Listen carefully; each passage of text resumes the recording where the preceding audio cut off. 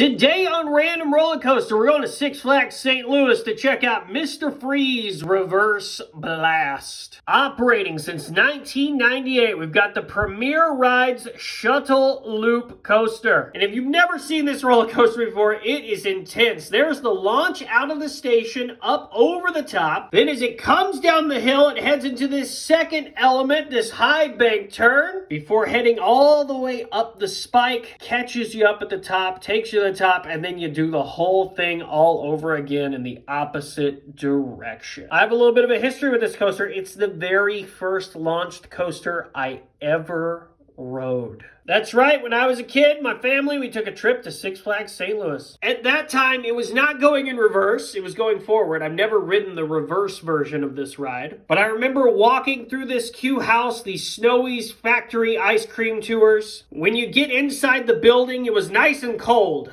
Right? It's Mr. Freeze. It's got to be nice and cold. And I was freaking out a little bit because not only was this my first launch coaster, it was also the first coaster that I ever went on that had a dual loading station. Yeah, a dual loading station. So while one car is going through the track, then they're loading the other side. And then this whole thing pivots over to lock into the launch track. Here's an even better look at it. You can see it right there. So that's one side of it. And then that will come back over once the train returns to the actual loading area. I think on that first day that I ever rode it, it was maybe like 7 times. I visited Six Flags St. Louis and maybe a decade later, rode it again a bunch of times. It's a really, really fun ride.